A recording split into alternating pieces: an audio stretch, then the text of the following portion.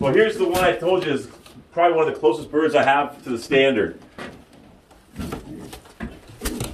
That's a bird I raised 1 year ago now. Like it was late last year. He never got showed. He's a really special bird. Yes, very special bird. And I'll show you. Here's his son.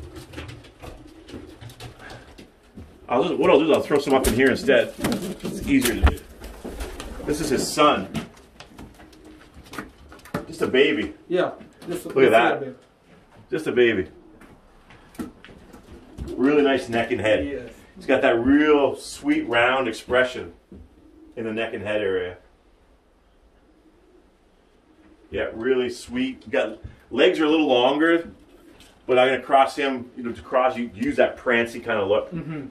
This black Yazzie almost won the Young Bird Show in Louisville a couple years ago. This one here. This is a champion, right? Pardon? Champion. Yes. He's the father of some of those black Yazzie hens that I showed you out there. Yeah. This is his son.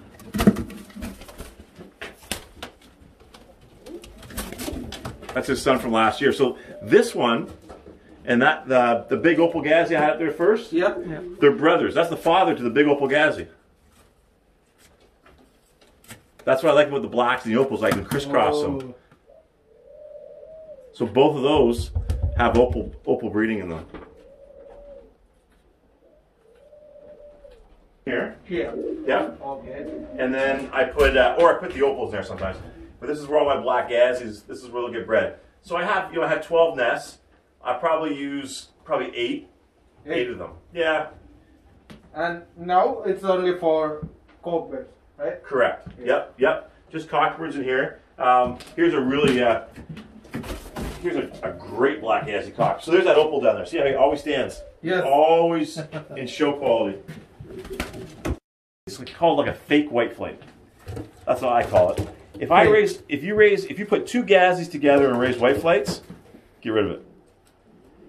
Because it's a dominant gene. Okay? It's the pi factor. But if you take a Yazzie and cross it to a Sketty, which I do once in a while, over the years, do it. Okay, like a black Yazzie to a black Sketty. Once in a while, you'll raise a Yazzie that has a couple white flights. And it has white, see that in the wing? Yep. See all that? Yep. Okay. Never raise a white flight. Yeah. None of its babies are white flights. You can produce some excellent black Yazzies. Yes, because all it is when you're crossing the Yazzie and the Sketty, okay, you're pulling out the pi gene. And it just gets messed up sometimes because of a solid Sketty. Yeah. Right, a solid black Sketty, it gets messed up. But if the bird is just an average bird, I won't keep it. But if it's exceptional like this one, I breed the hell out of it. Yeah. See how wide he is? Everything about him is extreme. Yeah, he's all about too quality, wide. not the color. Right. He's too wide. He's too thick. For showing, and you can't show him with white flights anyways. But for breeding, that extreme is like this one here. Is that? Yep. The ones that have the heavy socks always have heavier legs. You'll never see a skinny leg bird with long socks. So see how far they're going down? They're right down to his toes. So for show, you show them, you just pull them like that. It's that simple. So these are the basic preparation before the show. Yes. Like trimming these feathers. Trim the nails. Plucking those. Clean there. Yeah. This I don't pluck. I cut with scissors. Scissor. Oh yeah. So the reason I cut it with scissor, okay, if I pull this, 3-4 weeks, this feather's going to be back. Yeah. This bird's going to have to waste blood to create the feather, which is stress on a bird, right? Yeah. So if I pull out 40 of these, it's a lot of blood. Yeah. A lot of stress in the bird. Yeah. But if what I do is I go back. So what I do is I sit down, I get a chair set up, and I peel back the feathers. And I get to that mismarked feather, okay? Yeah. I use a little pair of manicure scissors. Okay. You know hand manicure scissors? Yeah. Okay. And then I just trim it right at the base. Right at the base. Right at the very bottom. Now I don't have to look at that till it molts again. Yep. Which could be 6-8 months. Okay. So then it's easy. And then the best part is when I come out here, see right now there's no shows, so I'm not worried about trimming anything up, right? Yes. But normally this time of year, everything looks pretty. Everything is trimmed up really nice, right? Right? It's like having a trophy wife. You've heard You know, that's not recording now, is it? You hear that thing? I've never went to bed with an ugly woman, but I've, you know, so they're always there. But yeah, you got to pull all those feathers off the feet. I can't trim those. Those you got to pull. But everywhere else on the bird, and trim those nails as well. Oh yeah, yes. Nails very important. A lot of guys, you know, I've judged shows where nobody trimmed the toe like I'm supposed to. If you look at these how these birds are standing now, this is breeding as well. But see how they're all flat feet. See how they're all standing flat feet. Yes, flat. That's a breeder, one of the best breeders when I was a kid. His name was Manfred Ecker. He won the Grand National multiple times. He had the best black Gazzies in the 80s. And his big thing was birds should stand flat. If they're up on their toes, you know, like the new the new style of fantails, you know, they're up on their toes. Well, they have no balance. Yeah. Okay. That's a big fault. Big fault. So you get the flat feet, and especially Modena is a big breed. Yes. So you want them to plant. Yeah. Plant right in there, and you'll see. Again, I go back to this guy, but this will be one of the best Modenas, if not the best, you guys will ever see. This is one of the most tremendous Modenas because he always plants. He's always standing like the standard. Yeah. It doesn't matter if he's in a show cage, in the fly pen, but see the feet are flat. Yes. All 4 toes are touching the ground. And some guys say, oh yeah, my birds do that, but they really don't if you really look at them. You want birds that are always. So that they can transfer their body weight into this. That's right. Yes. See, look at him standing right now. Yeah. That's the standard, man. That's the standard out there on the wall. Look at the body depth, the roundness. Right there. That's a Modena. Yeah. I mean, and to me, it's a beautiful color. I love the color. Of course, the opal one. Yeah. And it can raise. He raised blacks, bronzes, and opals. Raise all 3 colors. So opal is kind of, I call it like a wild card. You know, because you can cross everything how you like. You want birds that can work together. Mm-hmm. You know. So here's one I raised. Most of my birds you can see don't have a lot of mismark. This one here, it's here because it's going to be a very good bird. But boy, oh boy, did it come out with a lot of mismarks. Yeah. That's his father right behind him. The big one behind him. That one. Yeah. So it's going to be a real good baby. It's just really young. And I'll try for a year with all that mismark, but. All right, come on through here. These ones are new, young ones? These are some young, some old. These are some birds that are waiting to be shipped out. Mm-hmm. Some birds that are still for sale. I got a couple birds that are for sale that guys in the U.S. want them. Of course, can't ship. So some birds, like I say, are already going. Like that bird right there, this one right here, is going to a good friend of mine in California. That black Gazzy there is going to a guy in Utah. So some of these birds are sold. There's a nice reduced cockbird underneath there in the back corner. Yes. He's a real nice one. What's that color?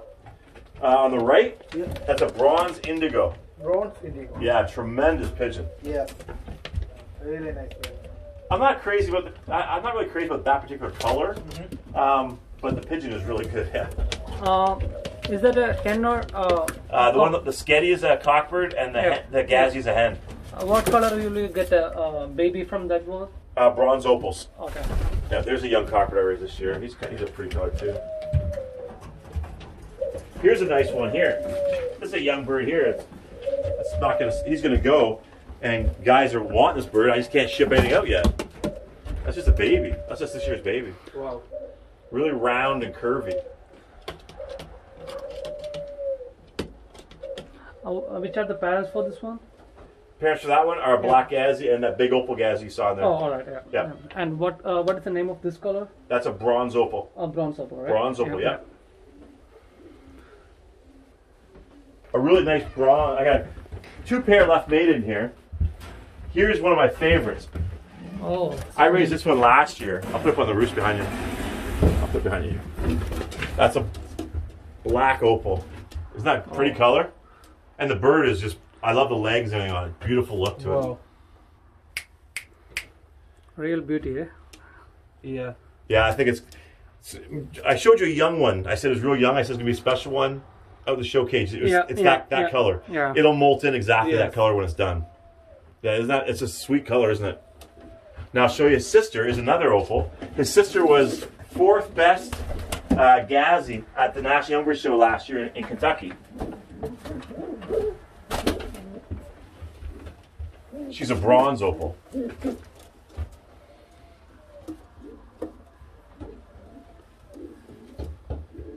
She's just getting ready to lay an egg, so there you go. Yep.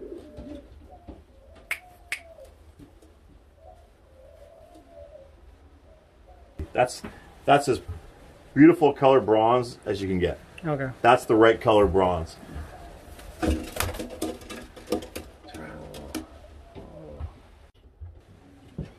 I wouldn't see him. So he's just okay color. That opal Gazzy, you get in there? Yeah. He's just like okay color. All right? Yeah. But you want more like those cockers in here that have that creamy color. See how silvery they are? Yeah.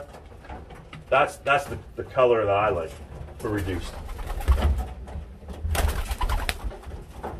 Really silvery, and they got lots of power to them. Yeah. I like nice, strong neck and heads. That's what I want. And good. One of the breeders I mentioned out in the showroom, Carl Ewert, Hall of Famer, master breeder. He's passed on. But if a bird didn't have legs, he wouldn't keep it in his loft. So you'll see that all my birds always have solid legs. Yeah, that's the right color for a good bronze opal. So he's a really good pigeon, and it's the right color. So when he raises a bronze Gazzy, they come out with real good color. And that's what I'm hoping this young cockbird, he's got the real good color. So I'm hoping when I breed him, I'll breed him for bronze Gazzy. So he'll raise, put into a bronze, he'll raise bronze and opal. Yep. And they should all be that kind of color. See, there's the other cocker right there in the window now, on the other side. See him? See the difference in color? Yes. To me, this is much more attractive, much more eye-appealing.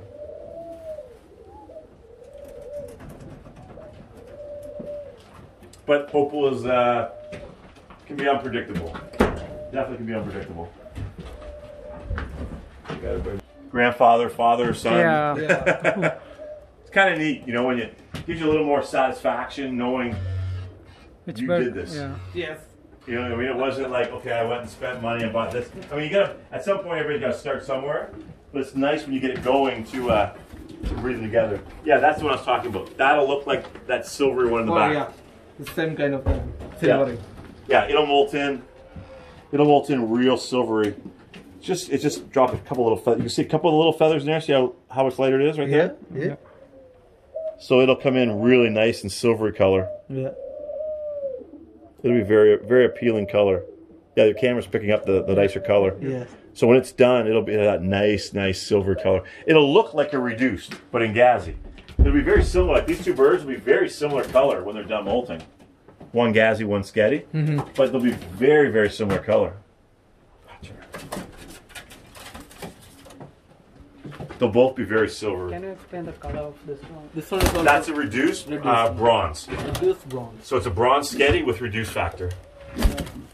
This is my favorite. Oh, you like the color or the bird? The color. Oh, do you? Okay.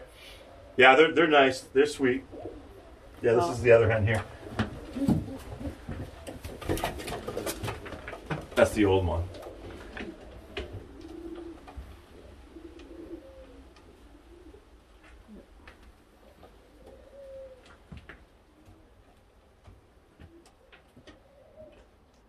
What's up? Like a pewter color, Calvacato colors, and it's kind of neat. And that's how I start calling my birds down. So I said, okay, this is what I got. And I don't even count the babies on the floor. I don't even count them because they got to get through the winter. And I leave these windows wide open all winter. I don't close anything. It's a south wind, so it's just fresh air. Yeah.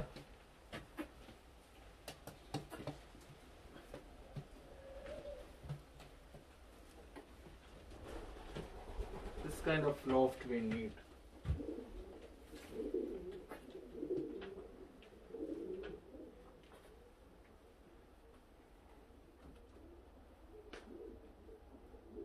the loft out back, I just got that a year ago. My house was just rebuilt. You get into this hobby? My grandfather had pigeons. He was the first nationwide pigeon dealer. So at my grandfather's, he had every breed imaginable, and every pigeon had a price. Yep. Whether it was $2 to go for meat, you know, like the Chinese would buy them and eat them, or whether someone wanted it for $5 or $25. But he shipped them by train from coast to coast of Canada. So he always had pigeons. So that meant my dad was always around pigeons. So my dad had pigeons growing up, and I in turn had pigeons since I was 3 years old. I got pictures of me and my dad going out. I saw that picture in Facebook. Did you see it? There you go, yeah. So you see, I'm not making it up. And so I've always had pigeons. And when I was about 10, we had rollers. And my dad was the president of the area club for bearded rollers. And him and some friends actually started the original bearded rollers of Canada. Started them here in Windsor, Ontario. Anyways, we met a guy that had Modenas. They weren't good Modenas, they weren't bad. They were just okay Modenas. And he wanted some birds for my dad. Long story short, we ended up getting a few Modenas, and we just got sucked up in it. And so my dad is a master breeder, a NPA master breeder of Modenas. And I've won more awards and shows in Canada in Modenas than anybody. Even more than my dad now. About what kind of food do you give? Yes, the food. Yeah. Let's look. I'll show you someone here. So the food is an extruded pellet. It's called Pellets. yes, but extruded pellet. All right. So we used to serve grain like everybody serves, you know, grains. But the reality is, so you should be taking this in school at some point if you didn't already. Grains today do not carry the same substance that grains 25 years ago did. Yes. Oh. Right? Because the soil's being depleted. Yeah. Right? So they're not as healthy for the pigeons. They're not bad, but they're not as healthy. Yeah. So that's why you had pellets get developed. Yeah. Right? Man-made, just like dog foods, right? Yeah. But then there's extruded pellets. So extruded pellet means it won't break down into dust. Okay. So what it does, an extruded pellet, there's water in there. There we go. An extruded pellet is really great for the birds eating and for feeding. Okay? So,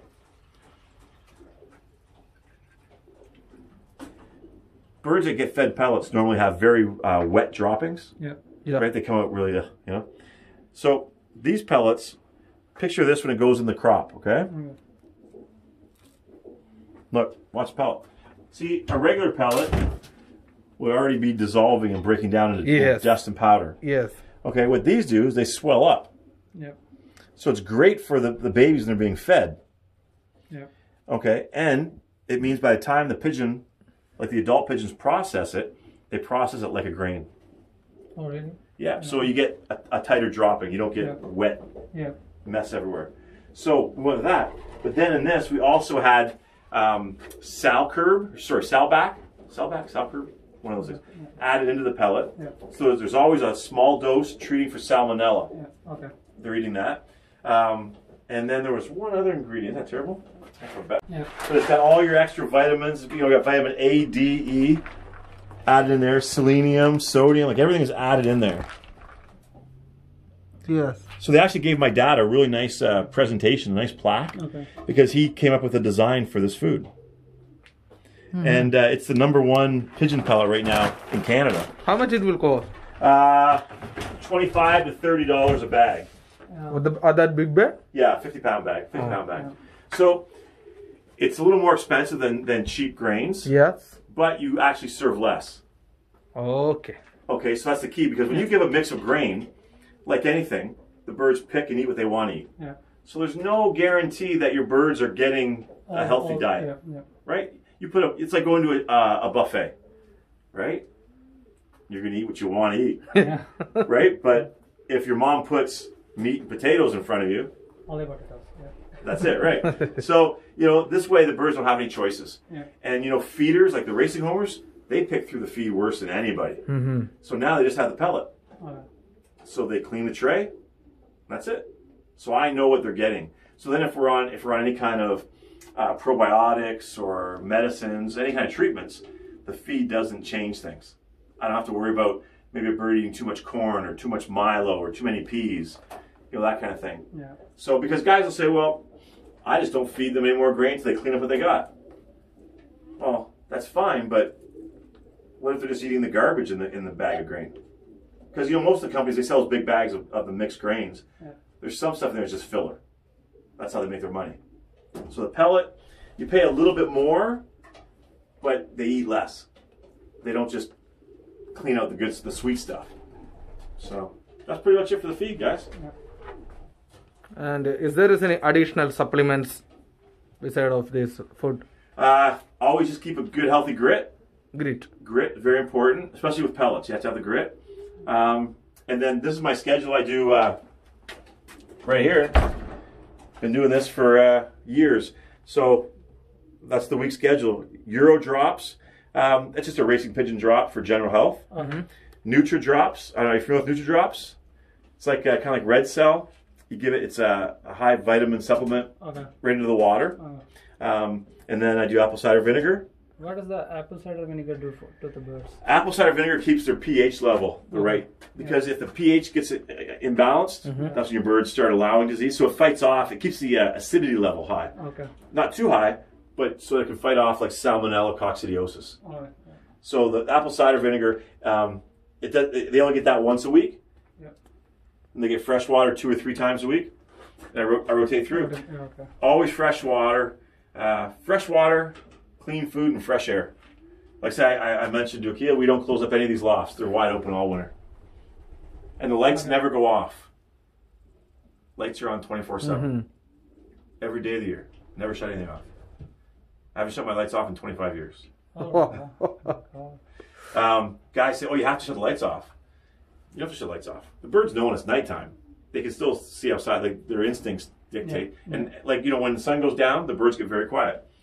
But what I like is now the babies can be fed 24/7. Sometimes if you don't, like what if you're gone somewhere and you feed late? It messes up their whole cycle for feeding babies. Oh. Right? Or pigeons get off the nest. They get off the eggs because maybe you're gone all day. You forgot one pen didn't get any food or needed water. This way, it's always fresh. I use bulbous water heaters. I used to use the water heaters with the bulbs for a lot of years. But again, if a bulb burns out in the middle of the night, or a drop of water hits the bulb, it explodes. Oh. You ever seen that happen? No. Yeah. So you're familiar with the water heaters with the bulbs? Okay. Okay, so that's what a lot of people use in Canada. Yeah. But if the bulb burns out in January at 11 o'clock at night, everything's frozen. So that means when you come out, everybody's going to leave the nest to get water. Yeah. So the eggs are going to be frozen. Babies will freeze, right? So, and if you when you put the jugs on, if you get one drop of water on that hot bulb, poof, it explodes. I've done it. Yeah. One little drop on it, in the dead of winter. But these ones here have just like a heating pad in them. Are you familiar with these ones? Have you guys seen these ones or no? No. Okay, I'll show you these. I can get one out and see how the cords are at.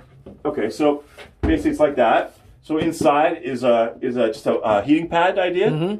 Okay, and it's thermostatically controlled. So it's set to 32 or 34 degrees. I think 34. So Degrees Celsius?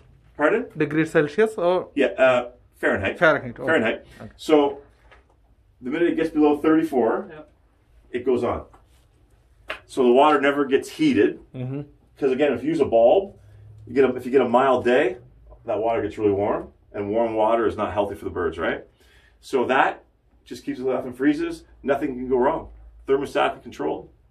It's a good investment for Canada. Yes. You just told like warm water is not good for birds. What happens with warm water?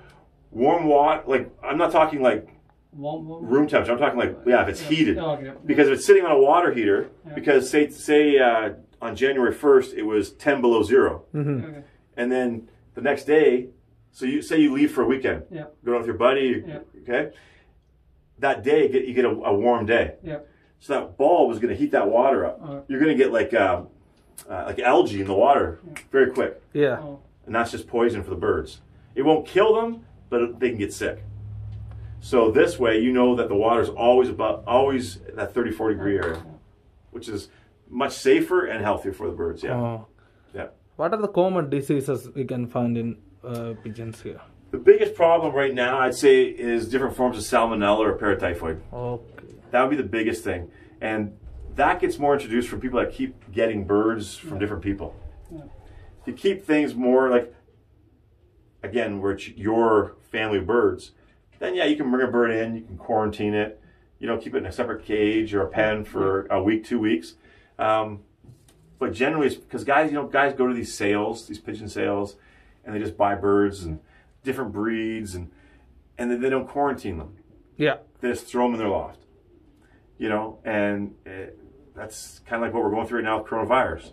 It's a worldwide thing. Yes. Right? It's not just American, it's not just Italian, it's a worldwide thing. And the more interacting, so it's the same with the pigeons. When pigeons come in, as soon as you bring a new bird into your loft, it's under stress. Yeah. Right? Because it can't find a roost, can't find a place, because birds go after the new bird all the time. Yeah. So now it's stressed. So that's the only time that disease gets exposed in pigeons is under extreme stress. Kind of like us, right? Most people get sick when they're under stress. Yeah. Like maybe they've been working too many hours, Yeah. studying too many hours, not getting enough sleep. Then all of a sudden you catch a cold or the flu, and one thing leads to another. Yeah. Right? They always say, right, you got to eat right and sleep right. Yeah. You got to take care of yourself. Same with the pigeons. So if I throw a new bird, just from one pen at the other end of the loft to a different one, it takes a day for it to find where it can go.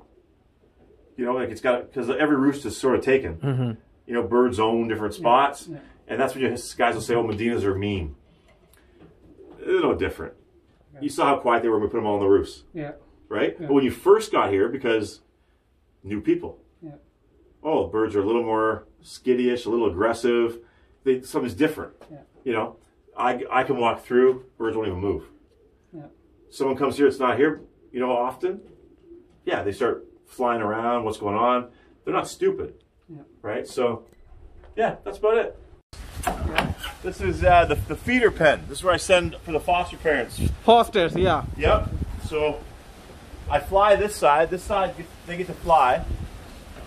This side is all the feeders I use. There's a baby Modena just getting weaned off right now. These ones are homemade, right? Yeah. Yeah, white racers. White, right. Yeah, we fly them up to 500 miles. 100 miles. Wow. Yep. And but mostly, like I said, these are just for fun. This is what takes care of a lot of the feeders. There's a couple baby Modenas in the nest. Yeah. Late ones. That one just hit the floor now. So the breeding season is just over, right? I've got maybe one or two pair mated up still. Okay. Yeah, So everything's just finishing. which month we start the breeding season here? I'm going to start 1st of December. 1st of December. Yeah, it's pretty cold for us, but the first round is usually lowest fertility of the year. So I made up in December because the temperature is still pretty good for here. Yep. And the birds will mate up, settle in, and then round 2 forward will be much better. Fertility will be very high. The birds will be settled in, they'll have their nest boxes, everything will be good to go. Okay. So that means by the time I start now, if I made up December 1st, first round by the middle of December, probably not too much fertility because they're fighting, getting nests, settling in. Yeah. Then they're ready to go for January. January. And For the second round. You're right. Yeah. And January and February is the worst months for Yeah, temperature. yeah. Right? Yeah. Not January, February is not much fun around here. Yeah. So now the birds are all settled in. Yeah. Weather's not an issue now because you don't want them to fight when it's really cold. That's when you can lose a cockbird or a female. If they're fighting and it's extremely cold, Yeah. that's not good for their health. So Yeah. we'll get that over with in December. So And, they are done with the molting by December? Yeah. We'll